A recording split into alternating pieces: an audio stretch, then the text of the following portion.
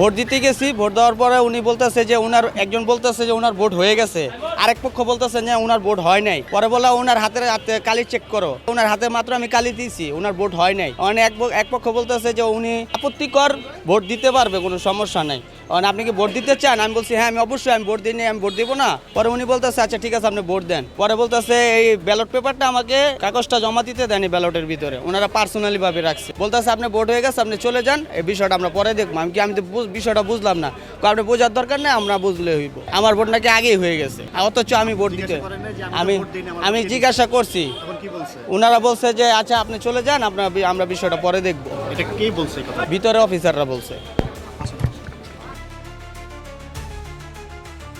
যেহেতু এন্ট্রি করতেছে ওখান থেকে, বুঝছেন, ভিডিওটা সঠিকভাবে দেখার পরে তারপর আমরা এরা প্রিজাইডিং অবস্থা তখন ছিল, উপস্থিত ছিল, প্রিজাইডিং অবস্থার সিদ্ধান্ত নিয়েছে। একটু প্রিজাইডিং অবস্থার সাথে কথা বললেই বেশি ভালো হবে। সে ভোটও দিয়ে গেছে। আমি কি ব্যালট পেপার জমা দিতে পারছি?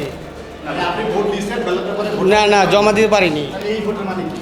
আচ্ছা ঠিক আছে, এটা একটা নিয়ম আছে যে আপত্তিকৃত ভোট আর কি, ওই আপত্তিকৃত ভোট অনুযায়ী প্রিজাইডিং অবস্থা সেটা ইয়ে করবে আর কি। আমি তো ভোটই দিইনি আজকে, আমি তো আজকে ভোটই দিইনি। আপত্তিকর ভোট হবে কেন এখানে? না আমি ভোট দিইনি। আপনি তো আমার হাতে কালিটা লাগাইছেন, আপনি কি আমার হাতে কালি পাইছেন? পান নাই, তাহলে তার মানে আমি ভোট দিইনি। কি বলবো, এটা তো অবাস্তব একটা কাহিনী, এটা তো হওয়ার কথা ছিল না। এটা এখন কেন হইলো, এটা জবাব চাই আমরা। আমি বলি আমাদের যে কয়জন আছে এজেন্ট আছে, এখানে এজেন্টের মধ্যে কাটা আছে, ওনাদের কাছে আবার কাটা নাই। আমাদের এজেন্ট বলছে আমরা 4 জনে কি ভুল কাটলাম, তো ওনাদেরটা আবার কাটা নাই। এই জন্য কনফিউজ হয়ে আমরা ভোটটা ওনারা নিচে নিয়ে ভুল করে রাখছি। ওই মুহূর্তে প্রিসাইডিং অফিসার ছিল, তো তৎক্ষণাৎ সিদ্ধান্ত হয়েছে যেহেতু আমরা 4 জন বলতেছি, ভুল একজনের হইতে পারে, 4 জনের ভুল হয় না একসাথে। ওনার কথা হচ্ছে 4 জনের কীভাবে কাটা থাকে, আমরা তো প্রত্যেকটা ভোট উনি বলতেছে আমরা কাটতেছি, তো আমরা ওনার নাম বলার সাথে সাথে আমরা বের করলাম, তখন ওটা কাটা ছিল। এখন প্রিসাইডিং অফিসার উপস্থিত, উনি বলছে এটা আপত্তিকর ভোট হিসাবে কাউন্ট হবে, এটা আলাদা রাখা হবে, এটা গণনা করা হবে পরে।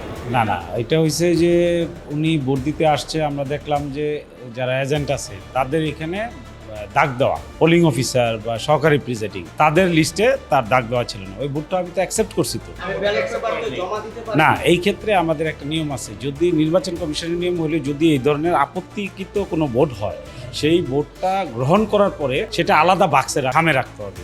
এটা আমি according to election commission rules অনুযায়ী এটা করছি, যে তার ভোটটা যেহেতু এটা একটা অবজেকশনাল ভোট, ওই ভোটটা আমি আলাদা রাখবো, এটা আমার নিয়মে আছে।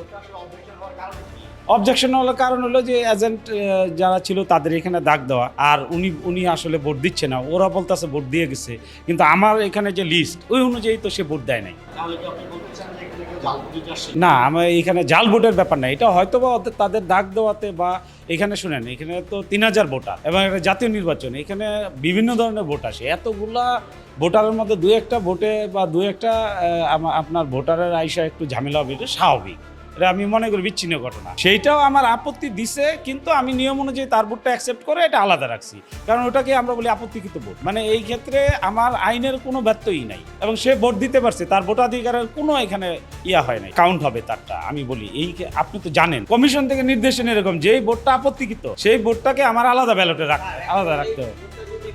একবারে ফল্ট হয়ে যায়, মানে বাদ হয়ে যায়, তখন আমি কিভাবে বুঝবো? সুযোগ নাই, কারণ আমাদের নিয়ম হলো আপত্তিকৃত ভোট গণনায় আসবে। ঠিক আছে, গণনায় আসলে হবে, ভোটাধিকারের কোনো ধরনের হ্যাম্পার করবে না। আমরা আমাদের বিধি মোতাবেক একেবারে এক্স্যাক্টলি যেটা রুলস আছে ওইটাই আমরা করছি। ঠিক আছে।